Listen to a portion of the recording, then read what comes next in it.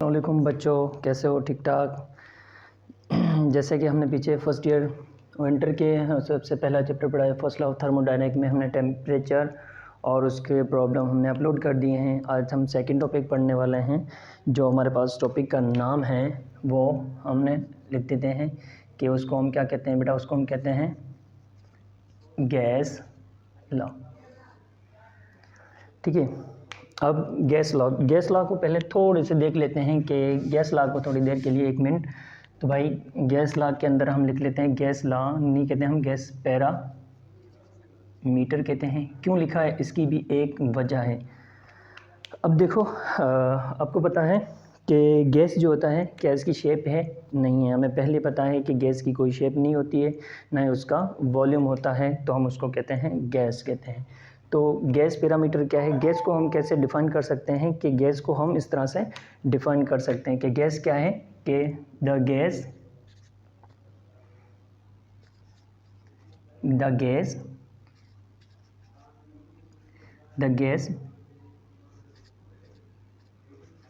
Behaviour of, ठीक है, the gas behaviour, gas का जो बिहेवियर है कैन बी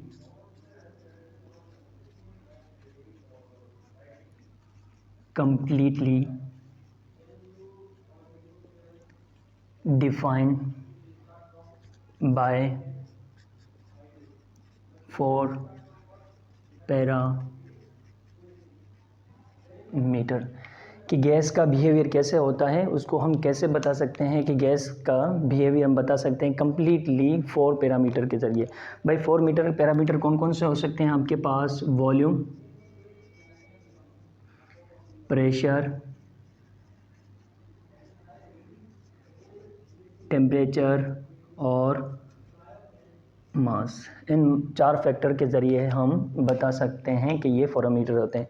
अब आ जाते हैं कि पैरामीटर के बाद हमें क्या बताना है कि गैस लॉ क्या है। अब हमने लिख दिया है गैस लॉ।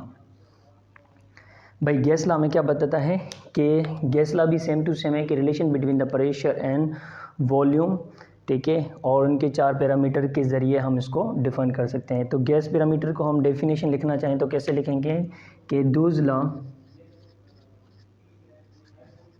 ऐसा law can be describe the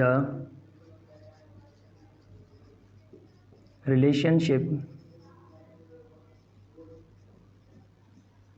between, ये क्या कहता है? रिलेशनशिप बिटवीन क्या है कि 2 वेरिएबल, या रिलेशनशिप बिटवीन द प्रेशर,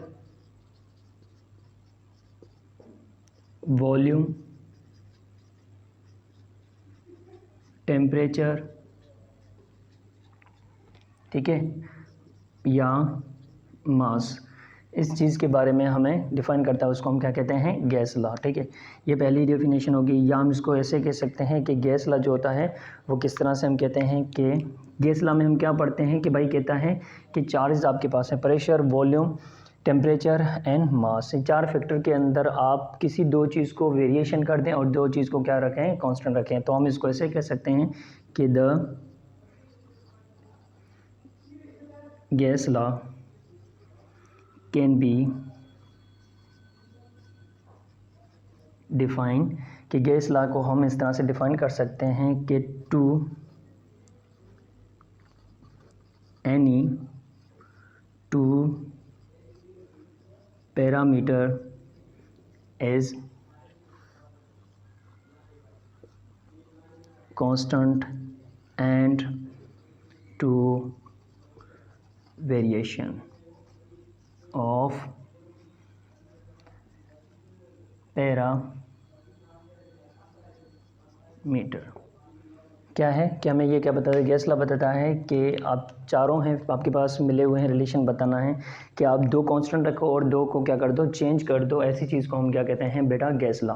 तो गैस लॉ में कौन कौन सी चीज़ हमारे पास आ जाती हैं कि भाई कौन कौन से लॉ इसमें पढ़ेंगे? हमारे पास आ जाता है, सबसे पहले आता है उसको हम कहते हैं बेटा बॉयल्स लॉ,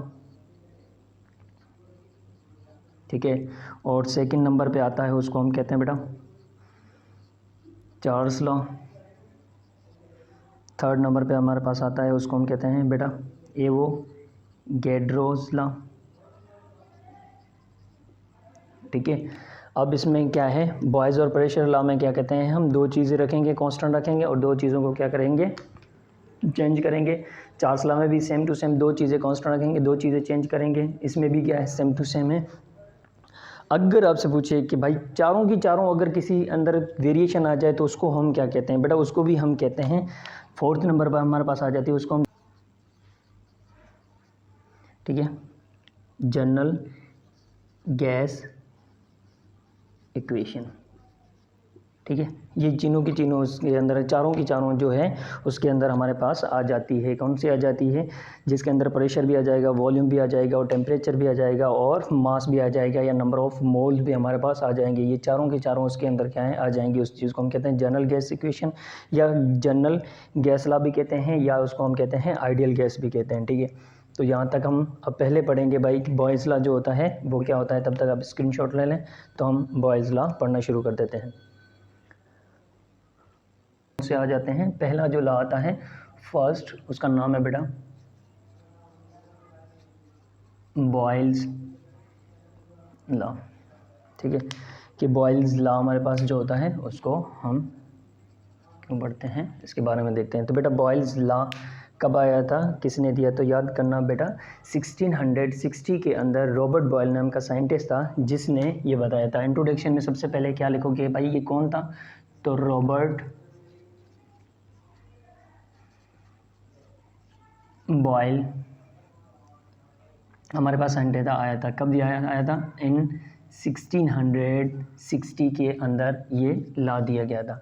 इसने क्या बताया था बेटा, इसने रिलेशनशिप बताई, इंट्रोड्यूस हो गए थे Robert Boyle law in 1616, the relationship between the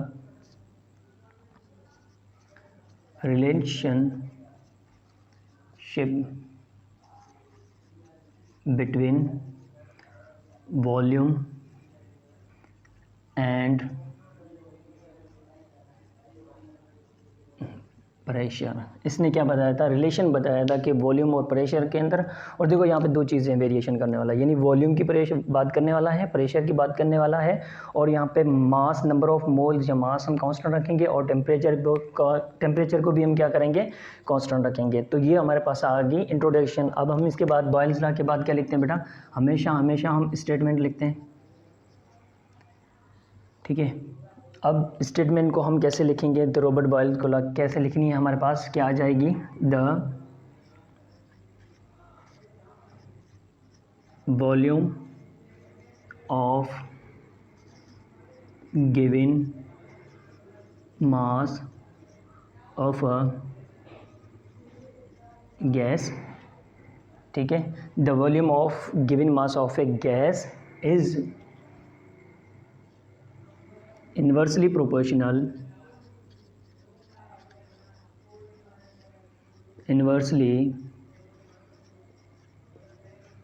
proportional to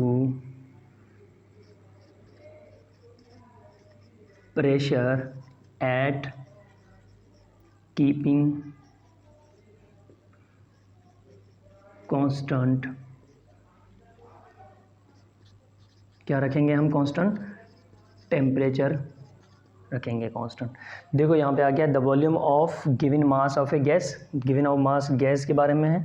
ठीक है, कोई दिया हुआ है गैस, उसके अंदर इन्वर्सली प्रोपोर्शनल टू प्रेशर के साथ, कि वॉल्यूम और प्रेशर का आपस में इन्वर्सली प्रोपोर्शन कब होगा, जब हम कहेंगे keeping at the constant temperature and number of moles. Bracket में अगर लिखना चाहें तो ऐसे लिख सकते हैं, क्या लिखेंगे, number of moles is constant. Constant का मतलब है कि उसके अंदर जो मास है वो आपके पास क्या है बेटा, कांस्टेंट है। ठीक है, तो ये तो स्टेटमेंट आ गई। अब जब ये पढ़ते हैं तो हमारे पास क्या है, पहली पॉइंट होगी। अब दूसरी चीज़ क्या होनी चाहिए, आपके पास कंडीशन आपको पता होनी चाहिए कि किस तरह से इसकी कंडीशन होती है। तो बेटा कंडीशन हमारे पास दो कंडीशन है। ठीक है, दो कंडीशन क्या होनी चाहिए, सबसे पहले आपके पास जो हम मास ले रहे हैं, द गैस है, the gas should have ideal gas, जो आप गैस ले रहे हो वो आपके पास क्या होना चाहिए, आइडियल गैस होना चाहिए। और दूसरी बात क्या होनी चाहिए कि temperature and mass keeping constant.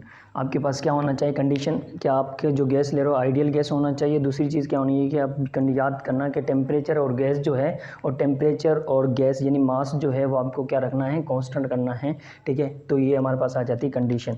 अब हमने जो ये वर्डिंग में लिखा है, अब इसको हम क्या कर देते हैं बेटा, मैथमेटिकली लिख लेते हैं।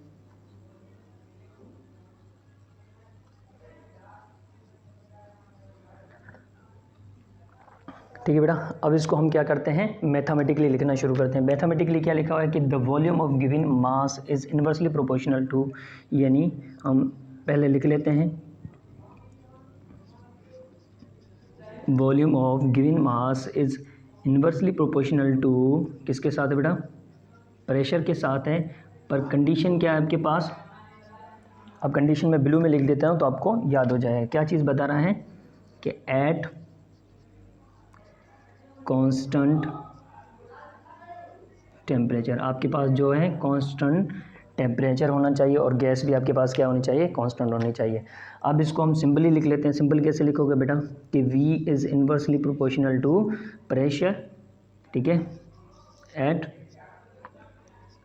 Temperature constant. आपके पास टेम्परेचर क्या है, कांस्टेंट। अब डायरेक्टली प्रोपोर्शनल हटाओगे तो आपके पास क्या आ जाएगा, इक्वल की निशानी और कुछ कांस्टेंट आ जाएगा। तो कैसे आएगा, डायरेक्टली प्रोपोर्शनल को हटाओगे तो आपके पास तो बेटा देखो V is equal to constant divided by pressure, और यहाँ पे पहले से लिखा हुआ है एट कांस्टेंट टेम्परेचर। जो पहले हमने रखा है, क्या रखा है, कांस्टेंट टेम्परेचर। अब यहाँ पे P डिवाइड हो रहा है, इस तरफ क्या हो जाएगा, मल्टीप्लाई। तो आपके पास क्या फैक्टर बन जाएगा, इसको हम ऐसे लिखें कि क्या बनेगा कि PV is equal to constant at constant temperature, ठीक है। पहली स्टेटमेंट तो हमारे पास ये आ गई, ये आ गई हमारे पास कौन सी है बेटा, फर्स्ट स्टेटमेंट। फर्स्ट स्टेटमेंट में हमने पढ़ा कि the volume of given mass of the gas is inversely proportional to the pressure at constant temperature. दूसरी स्टेटमेंट हमारे पास क्या, दो चीज़ें जब आपस में मल्टीप्लाई होती हैं तो उसको हम क्या कहते हैं बेटा, प्रोडक्ट कहते हैं। तो यहाँ पे डेफिनेशन कौन सी हो जाएगी, द सेकेंड स्टेटमेंट हमारे पास क्या आ जाएगी, यहाँ पे लिख लेते हैं कि ये जो हो रही है हमारे पास क्या है, statement number 2,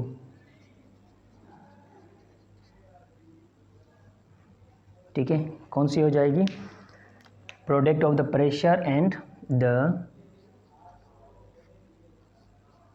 product of the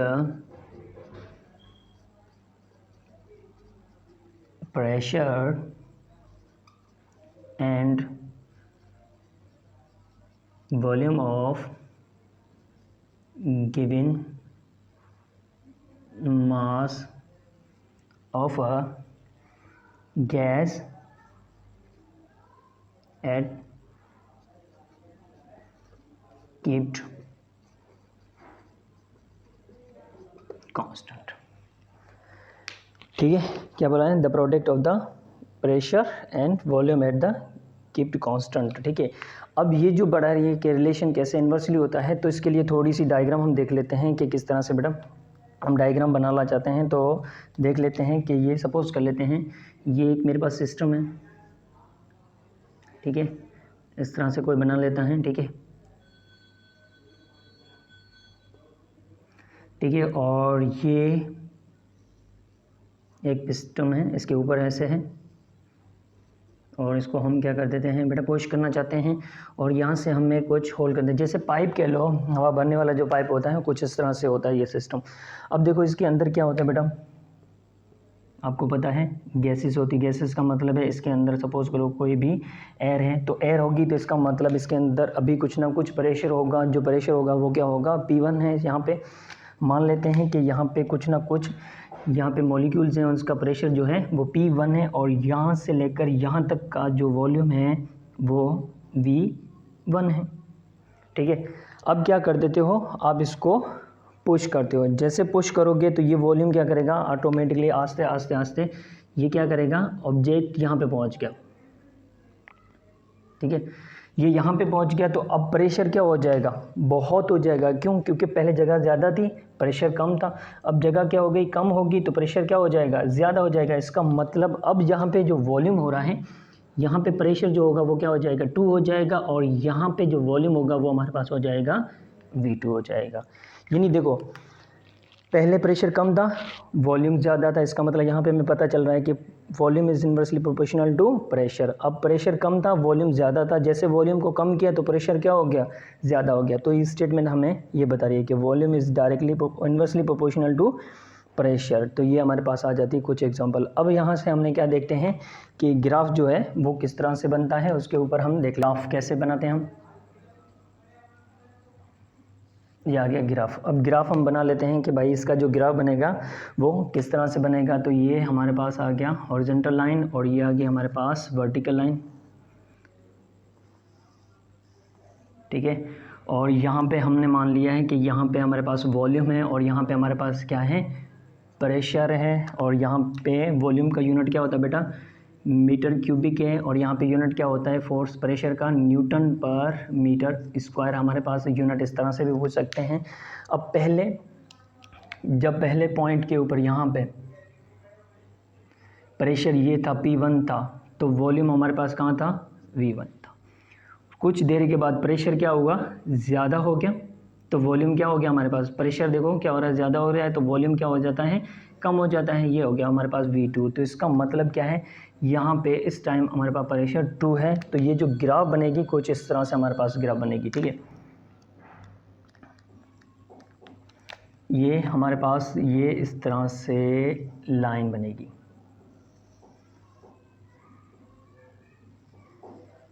ये, ठीक है, ठीक है। इसका मतलब मुझे बता रहा है कि पहले यहाँ पे क्या था बेटा, P1 T1 एंड V1 था। अब उसके बाद क्या हो गया, P2 T2 एंड V2। अब यहाँ पे टेम्परेचर को हमने क्या रखना है, 1 रखना है। कैसे? क्योंकि आपने पढ़ा भी होगा, ये प्रोसेस जो होता है ऐसे नहीं कि आपने हवा भरी मॉलिक्यूल जल्दी लिबरेट होना शुरू हो जाएंगे, नहीं। ये स्लो प्रोसेस होता है कि यहाँ से जैसे पुश करोगे तो हीट यहाँ से क्या होगी, लिबरेट होना आस्ते आस्ते चेंज हो जाएगी, यानी कुछ ना कुछ जो हीट है वो सराउंडिंग में एक्सचेंज होना शुरू हो जाएगी। तो प्रेशर जो होता है, ये जो प्रोसेस होता है, ये क्या होता है, स्लो प्रोसेस होता है। तो इसके अंदर हमारे पास ये जो कर्व बनेगी, ठीक है। और इस कर्व को हम क्या कहते हैं बेटा, इस कर्व को हम कहते हैं हाइपरबोलिक, ठीक है, या पैराबोलिक, या आइसोथर्म कर्व। ये हमारे पास क्या होते हैं, इसको हम कहते हैं पैराबोलिक कर्व भी कहते हैं, हाइपरबोलिक कर्व भी कहते हैं, और आइसोथर्म भी कर्व कहते हैं। कि आइसोलेट आप केमिस्ट्री में पढ़ के आएंगे, आइसोथर्म, ठीक है बेटा। जैसे आस्ते आस्ते पुश करोगे वो हीट क्या हो जाएगी, पुश करोगे मॉलिक्यूल बनेंगे। टेम्परेचर को हमें इंटरनल एनर्जी को क्या करना है, कांस्टेंट रखना होता है। तो क्या रखना है, देखो लिखा हुआ है एट कांस्टेंट टेम्परेचर। टेम्परेचर को हमने क्या रखना है, कांस्टेंट रखना। तो अब जैसे स्लो करोगे तो ये क्या करेगी, हीट लिबरेट होना शुरू हो जाएगी। ये मैंने आगे पढ़ा दिया है, चैप्टर नंबर हमारे पास आ रहा है सेकंड, उसमें सेकंड लॉ ऑफ थर्मोडायनेमिक्स, उसमें ये सारी चीज़ें हमारे पास आ रही हैं, ठीक है। उसके अंदर हम ये सारी चीज़ें हमने पढ़ने वाले हैं, ठीक है। सॉरी बाय मिस्टेक चैप्टर का नाम मैंने थोड़ा गलत आगे लिख दिया है, फर्स्ट लॉ ऑफ थर्मोडायनेमिक्स। असल में चैप्टर का नाम जो है वो काइनेटिक मॉलिक्यूलर थ्योरी है, ठीक है। सही कर लेते हैं, सॉरी हो जाती है, बंदा पढ़ा रहा है वहाँ पे भी। तो क्या नाम है, molecular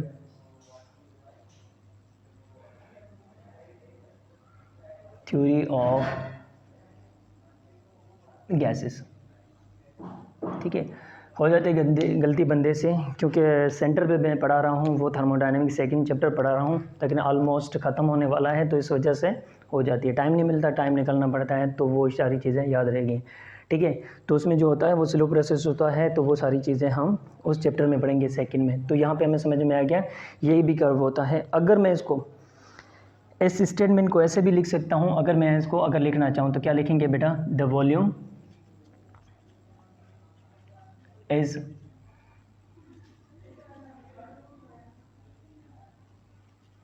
directly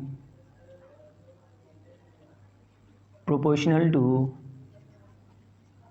1/p at constant temperature.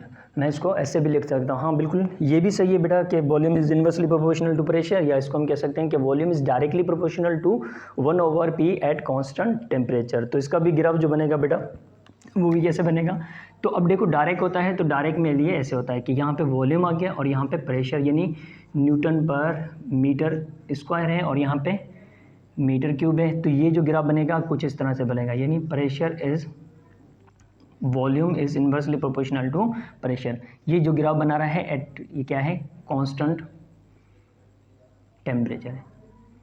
ये हमें बता रहा है कि यहाँ पे जो टेम्परेचर है वो हमारे पास क्या है, कांस्टेंट है। तो ये हमारे पास आ जाती हैं। ठीक है बेटा, यहाँ तक क्लियर है। अब देखो क्या है कि हमें कैसे पता चलेगा कि ये कांस्टेंट है, और आगे भी हमने लिखा हुआ है कि कांस्टेंट टेम्परेचर होना, कैसे पता चलेगा PV का। तो बेटा देखो जितने नंबर ऑफ मोल यानी जितना मास ज़्यादा होगा इतना ही वॉल्यूम उसका ज़्यादा होगा, उसका प्रेशर भी क्या होगा, ज़्यादा होगा। तो अब इसी टॉपिक को हम यहाँ पे लिख दें, मैंने इस वजह से ये नहीं मिटाया क्योंकि इससे कुछ चीज़ रिलेटेड थी। ठीक है, प्रेशर को हमने कैसे कर सकते हैं भाई, जितना मास ज़्यादा होगा उसका वॉल्यूम भी क्या होगा, इतना ज़्यादा होगा। तो यहाँ पे हम लिख लेते हैं क्या, mass of effect of Boyle's law.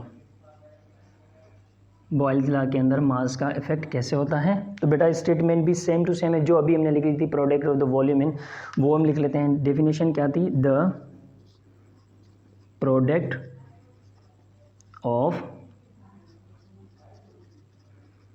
Pressure and volume of a gas is directly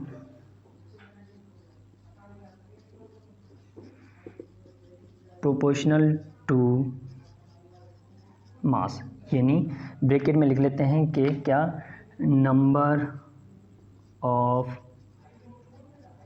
moles.